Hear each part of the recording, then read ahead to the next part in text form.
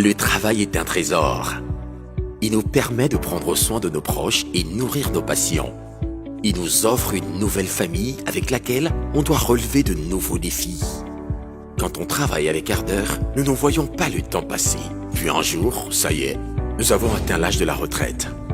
Parce que la transition entre la vie professionnelle et la retraite est un moment particulier, débutez de nouvelles aventures avec Hogar Vie. Hogar, toujours avec vous.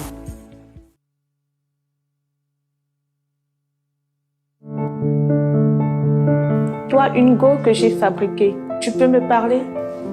Tu es bête. Tu es nulle. La place de la femme, c'est à la cuisine. Arrête de jouer à la fille difficile. On sait que tu couches déjà. Une femme enceinte, ça ralentit le travail. Tu n'as pas été embauchée pour travailler, mais pour distraire les hommes qui travaillent. Même si tu es mon chef, une femme ne peut pas me commander. Tu peux demander le divorce et tu n'auras pas mon argent. On n'est pas sûr que tous les enfants soient de notre frère. T'as de la chance. Je sais rentrer dans ta vie. Je sais que tu es une fille facile. Voulez-vous travailler? Est-ce que vous avez l'autorisation? Tu veux une promotion? de votre mari? Il va falloir être gentil Qu'est-ce avec qu'une moi. femme peut m'apprendre sur mon métier?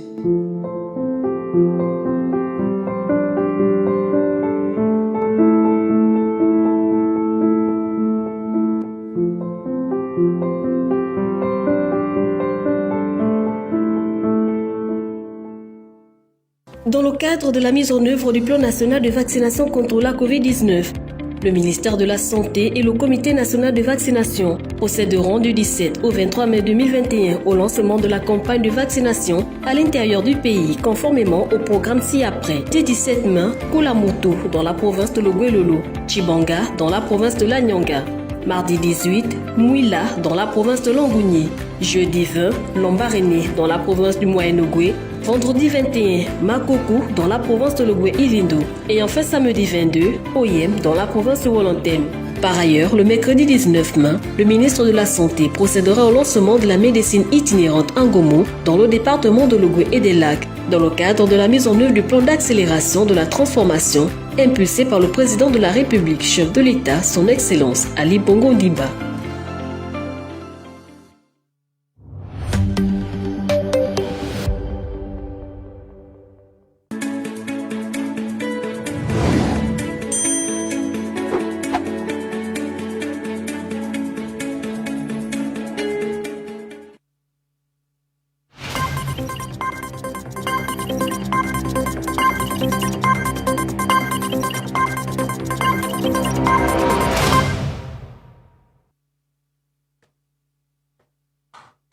Ravi de vous retrouver sur Gabon 24, place à la principale édition du soir. Bienvenue, voici les titres. Pour réduire de 35% ses importations en denrées alimentaires d'ici à l'horizon 2023, les autorités gabonaises misent sur une stratégie de substitution. Pour marquer une nouvelle étape dans les réchauffements des relations avec le Rwanda, Emmanuel Macron annonce une visite à la fin de ce mois dans le pays de Paul Kagame. Ce mercredi, les 27 pays de l'espace UE ont validé l'autorisation d'accès accordée à tous les vaccinés, peu importe la provenance des voyageurs, à condition que les vaccins reçus aient été autorisés au niveau européen. Voilà pour les titres. Mise en place d'une stratégie nationale de substitution des importations au Gabon, on en parle en ouverture. Ce mercredi, les ministres gabonais de la promotion des investissements et celui de l'agriculture et de la pêche ont lancé des activités axées sur les réformes juridiques et économiques de ce projet. On en parle avec Linda Ningon et Alain Bomba.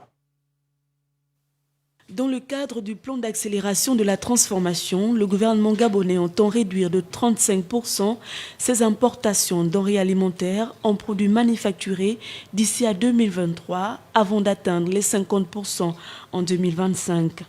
Ce modèle économique vise comme objectif de contribuer à la transition vers l'après-pétrole en accélérant le développement des moteurs de croissance que sont les secteurs de l'agriculture et du BTP, principalement des matériaux de construction, avec pour corollaire la promotion des PME-PMI, la création d'emplois directs et indirects pour les Gabonaises et Gabonais, et la réduction des coûts des produits de consommation courante.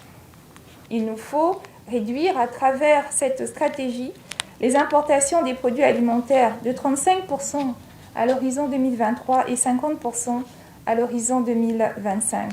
À ce jour, le Gabon dépense 260 milliards de francs CFA pour les importations de tout type, une donne qui doit être changée dans le cadre du PAT. Les importations constituent aujourd'hui un cancer qui empêche notre production locale de se développer. Ces travaux, qui se tiendront sur 2 mois, devront donc aider le gouvernement à atteindre ses objectifs, axés sur une réforme juridique qui vise l'élaboration du Code des investissements et sur 2 réformes économiques qui promeuvent la stratégie de substitution des importations sur les principales filières exportatrices des secteurs alimentaires et du BTP. Grâce à un projet d'exploitation et de production de produits maraîchers encore en gestation dans la province de Haut-Ogooué, les autorités gabonaises, en collaboration avec l'Agence de développement agricole du Gabon et l'Agri-Fund for Africa, s'est fixé pour objectif de produire plus de 4000 tonnes de fruits et légumes d'ici à l'horizon 2023. On en parle avec Marie-Pascale Moïsi. C'est dans la zone agricole de Souba, zone où est produit le sucre gabonais, que ce projet verra le jour. Le pays dispose de terres arables et un climat propice à l'agriculture. La région du Haut-Ogooué est un exemple parmi tant d'autres. C'est ainsi qu'à l'horizon 2023, plus de 4000 tonnes de fruits et légumes, comme la tomate, l'oignon, vont être produits afin de booster la production agricole dans cette localité du pays, suivie de la création d'emplois.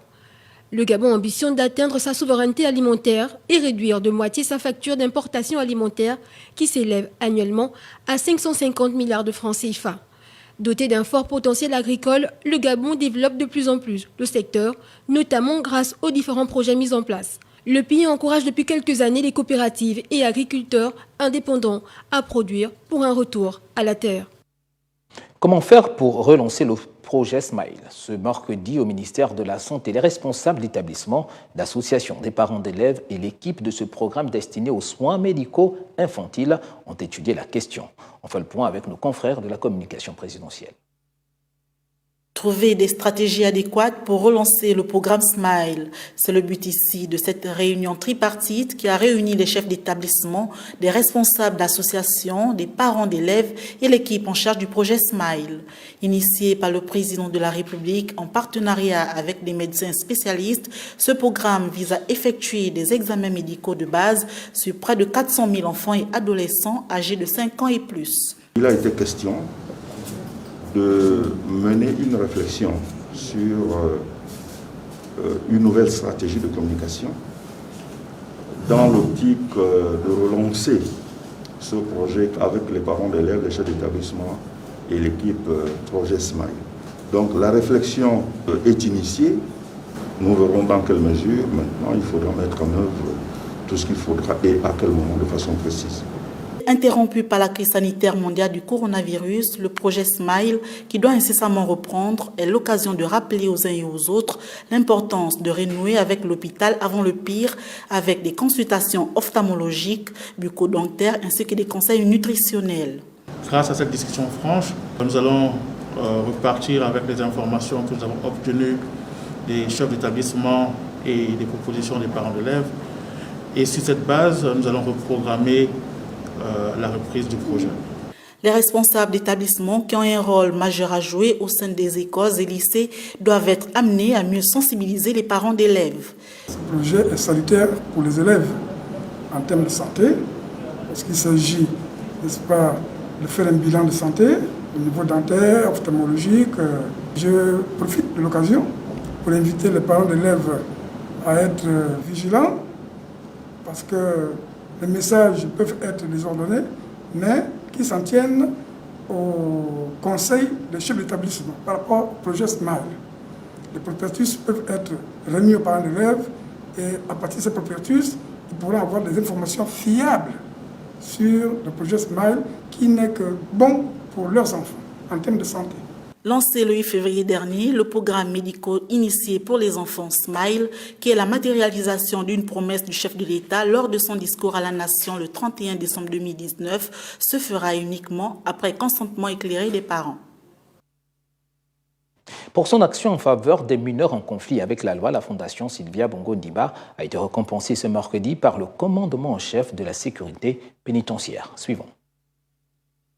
Pour ses nombreuses actions en faveur des détenus de la prison centrale de Libreville, la Fondation Sylvia Bongo Ndimba s'est vue décerner ce mercredi la médaille de reconnaissance de la sécurité pénitentiaire. La distinction du commandement en chef de la sécurité pénitentiaire est la marque même de la reconnaissance de l'action de la Fondation chère à la première dame du Gabon pour le respect des droits à l'éducation des mineurs en conflit avec la loi. C'est depuis 2011 que la Fondation, à travers son initiative pour la solidarité, s'est engagée à garantir aux mineurs en conflit avec la loi et incarcérés à la prison centrale de Libreville un accès équitable à l'éducation, de manière à préparer leur réinsertion sociale et lutter contre la récidive. La collaboration avec l'association Arc-en-Ciel a permis la création d'une école avec à la clé des résultats positifs aux examens officiels et la création d'un centre d'examen au sein même de cette unité carcérale. Cette médaille de reconnaissance de la sécurité pénitentiaire est une médaille pour les bons et loyaux services que la Fondation entreprend à l'endroit des mineurs placés sous main de justice. La prise en charge pluridisciplinaire des jeunes détenus, la mise en place d'ateliers d'activités extrascolaires et la dotation en produits d'hygiène et d'alimentation viennent compléter cet encadrement. Rappelons qu'avec la crise sanitaire actuelle, la Fondation a offert 672 kits sanitaires et alimentaires aux détenus de la prison centrale de Gros-Bouquet.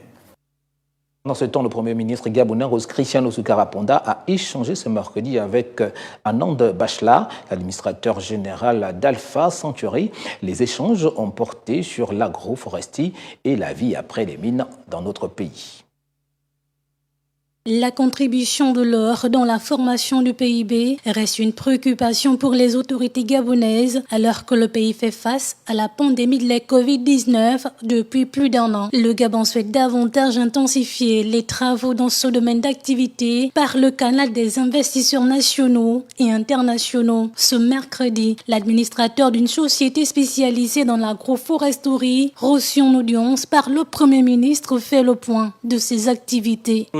Exploitation d'or, qui on a attendu de diversifier pour donner un peu au retour aux populations, aux communautés. Il va peut-être amener l'autosuffisamment alimentaire pour les régions d'Anjolé. Cette société se positionne aujourd'hui comme un partenaire privilégié de l'État gabonais à travers la création de plusieurs emplois. Elle contribue à la lutte contre le chômage des jeunes dans cette partie du pays. Madame le Premier ministre a bien reçu. Elle m'a encouragé et elle a seulement dit qu'on doit travailler avec l'État.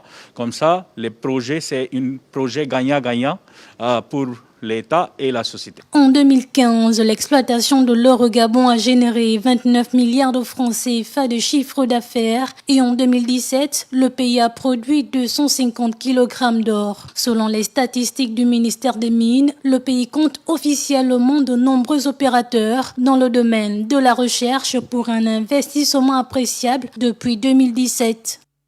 On reste à la primature pour parler cette fois de la situation de la femme rurale qui était au centre des échanges de ce jour entre le réseau des femmes leaders d'Afrique, section Gabon, et le chef de l'administration gabonaise Rose Christian Oussoukara Ponda. Le réseau des femmes leaders d'Afrique, section Gabon, à la rencontre de Rose Christian Oussoukara Ponda. La présidente de cette organisation a rencontré le Premier ministre afin de présenter cette plateforme dans son chapitre national, dont le lancement officiel a eu lieu en décembre 2020. Il s'agissait de révéler les stratégies mises en avant sur le plan national. Les femmes doivent comprendre qu'elles sont des citoyennes à tous les niveaux.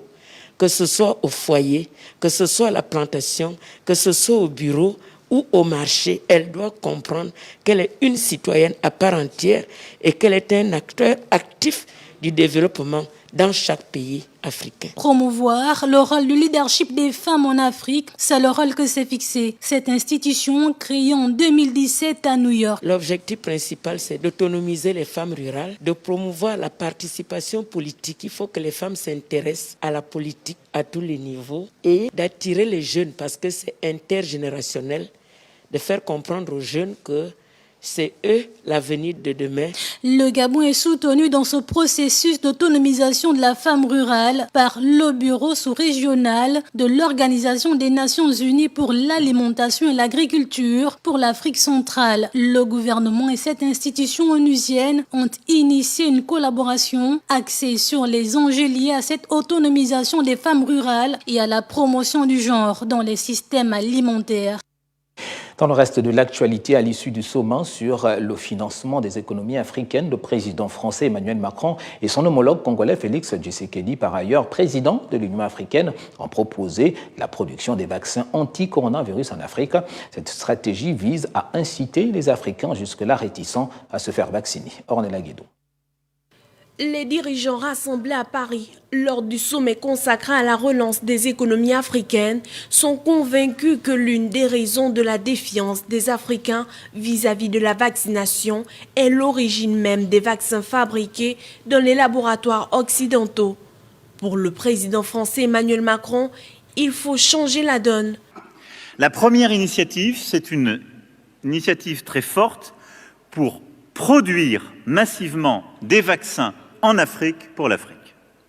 Et donc de développer, par des partenariats de financement et industriels, une capacité à produire en Afrique des vaccins de tout type. Le président de la République démocratique du Congo, Félix Tshisekedi, qui porte aussi le costume de président en exercice de l'Union africaine, appuie lui aussi cette idée d'une production vaccinale locale du vaccin sur le continent. Il n'y a pas assez de mobilisation de ce côté-là de la part de nos populations. C'est une certaine inquiétude qui est due au fait, à mon sens, que le vaccin vient d'ailleurs. Voilà pourquoi il est nécessaire de viser la production de vaccins en Afrique. Je crois que ça aura un impact assez important sur l'attitude des populations. Des transferts de technologie et un travail ont été demandés à certaines organisations afin de lever toutes les contraintes concernant les propriétés intellectuelles qui pourraient entraver la fabrication des vaccins anti-coronavirus en Afrique, qui ne représentent que 2% de la population vaccinée à travers le monde. Les relations se réchauffent entre le Rwanda et la France. Emmanuel Macron a confirmé mardi qu'il se rendrait à la fin du mois au pays de Paul Kagame, un déplacement qui n'est pas anodin. Les sujets politiques, mémoriels, mais aussi économiques, sanitaires seront abordés. Gabriel Ratanga. Cette annonce intervient au lendemain d'une déclaration du président rwandais estimant que les deux pays avaient désormais de bonnes bases sur lesquelles créer une bonne relation. Le président français Emmanuel Macron a annoncé qu'il se rendrait au Rwanda à la fin du mois de mai et qu'il aurait à cœur, avec le président Paul Kagame, d'écrire une nouvelle page de la relation entre la France et le Rwanda. Le déplacement du président français portera sur des thématiques importantes pour les deux États, notamment politiques, économiques et sanitaires. S'agissant de la question en rapport avec les excuses que pourrait faire la France à l'instar de la Belgique quelques années après le génocide, le président français s'est refusé de préciser ce qu'il comptait déclarer aux Rwandais. Toutefois, il faut dire que le supposé rôle de la France avant, pendant et après le génocide des Tutsis au Rwanda a été un sujet brûlant pendant des années et a même conduit à la rupture des relations diplomatiques entre Paris et Kigali entre 2006 et 2009. Rappelons que le génocide a fait plus de 800 000 morts, essentiellement au sein de la minorité Tutsi, entre avril et juillet 1994. La visite de l'exécutif français sonne donc comme une lueur d'espoir de cette sortie de crise entre les deux pays. Dans la nuit de mardi à mercredi, les sénateurs français ont voté un texte qui, pour une sortie de l'état d'urgence largement remanié.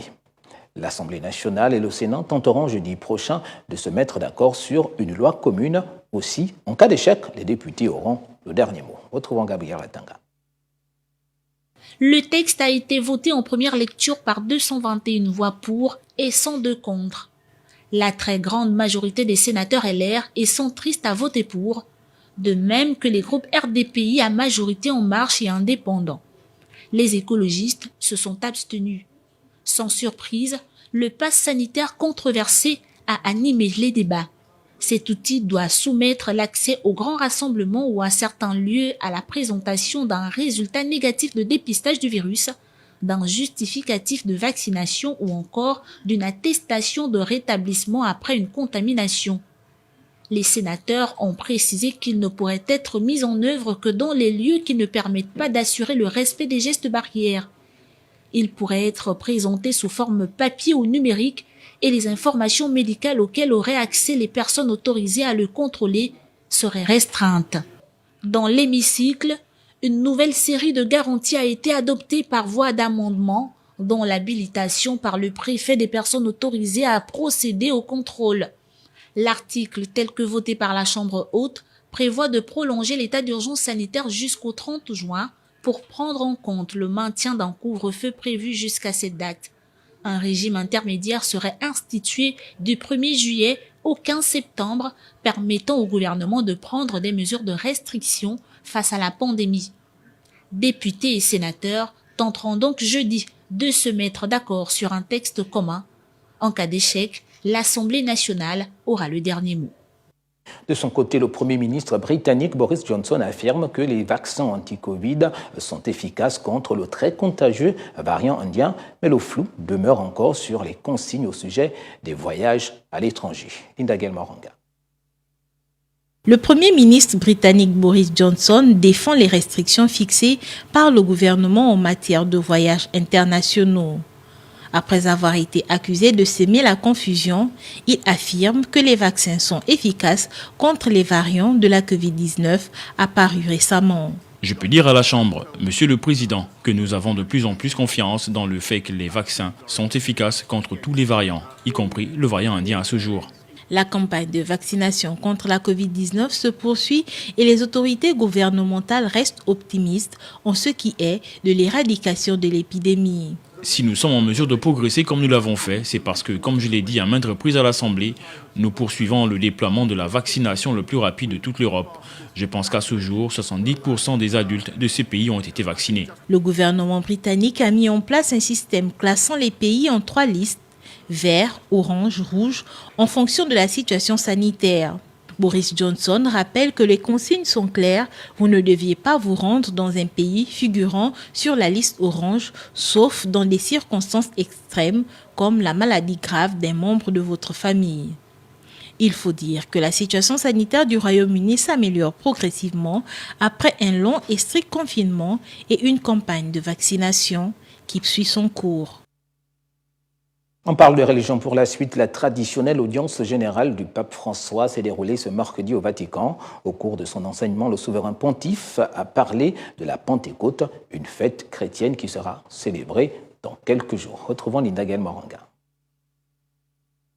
Depuis la reprise des moments de catéchèse et d'orientation spirituelle en présentiel, le souverain pontife est heureux de pouvoir retrouver les fidèles, même si le nombre de personnes par rassemblement reste encore limité en raison des restrictions liées à la lutte contre la pandémie de Covid-19. Pour cette audience, le pape a concentré l'essentiel de son message sur la préparation de la Pentecôte, tout en appelant à la constance et à la vigilance pour faire progresser la prière des croyants, car les croyants n'éteignent jamais la prière. Le pape François propose quelques astuces pour surmonter les difficultés rencontrées dans l'expérience vécue de la prière.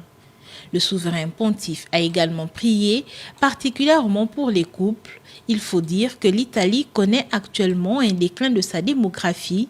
L'Église et les autorités estiment qu'il est nécessaire d'inciter les couples à concevoir des enfants, car, l'a signifié le pape il y a quelques jours au cours de l'ouverture des États généraux de la natalité dans le pays, une société qui n'accueille pas la vie cesse de vivre.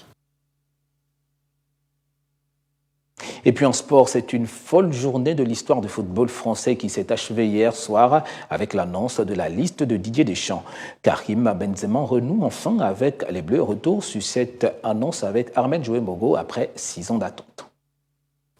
Il faut le dire tout net, voir l'attaquant du Real Madrid en équipe de France semblait désormais impossible à envisager il y a encore 48 heures. Didier Deschamps, le sélectionneur des Bleus, a donc levé le voile ce mardi 18 mai sur sa liste des 26 joueurs parmi lesquels figure Karim Benzema. Une annonce qui a fait grand bruit et suscité de nombreuses réactions parmi les supporters de l'équipe de France. Moi, je trouve que c'est une bonne nouvelle. Je pense que tout le monde attendait ça. Tout le monde, pas que les supporters de l'équipe de France, mais toute la France d'un côté, parce qu'on a vu ce que ça fait sur les réseaux sociaux. Tout le monde était content et je pense que ça a donné un petit message aussi aux détraqueurs, comme quoi on peut se tromper aussi sur certaines personnes. Voilà. Ce retour en bleu de Karim Benzema, initié par Didier Deschamps avec qui le Madrilène a échangé de vive voix depuis fin avril dernier, devrait inéluctablement avoir des résultats positifs pour l'Euro 2020 qui aura lieu du 11 juin au 11 juillet 2021. La concorde, en ces temps troublés, le fait que deux individus se rapprochent, essaient de se comprendre l'un l'autre, ça peut faire que du bien à tout le monde. Et en plus, d'un point de vue footballistique, c'est un très grand footballeur, donc ça accroît nos chances de gagner le championnat d'Europe. Donc tout va bien. Espérons qu'on se déconfine aussi bien qu'on a su trouver un terrain d'entente. Voilà. Ce mardi matin, Karim Benzema confiait pour la première fois depuis longtemps à l'un des membres de son entourage qu'il y croyait et qu'il pensait qu'il pouvait faire partie de la liste. Sondés sur le retour de KB9, Lloris, Varane, Pogba et Giroud ne sont nullement opposés, eux qui ont toujours entretenu de bonnes relations avec le natif de Lyon. La présidente démocrate de la Chambre américaine des représentants, Nancy Pelosi, a appelé à un boycott diplomatique des Jeux olympiques d'hiver 2022 à Pékin, un appel au boycott vivement critiqué par la Chine. Andy Sonobian. Le porte-parole du ministère chinois des Affaires étrangères a dénoncé le jeu politique de certains politiciens américains suite à l'appel de la présidente démocrate de la Chambre américaine des représentants, Nancy Pelosi, qui incite au boycott diplomatique des Jeux olympiques d'hiver 2022 à Pékin. Un appel qui a provoqué la colère de la Chine lors d'une conférence de presse du ministère chinois des Affaires étrangères. Certains individus américains, occupant une position de parti pris idéologique et politique, utilisent la soi-disant question des droits humains comme tentative pour salir et calomnier la Chine, et visant à perturber, bloquer et porter atteinte à la préparation et à la tenue des Jeux olympiques d'hiver de Pékin. La Chine exprime un fort mécontentement et une ferme opposition.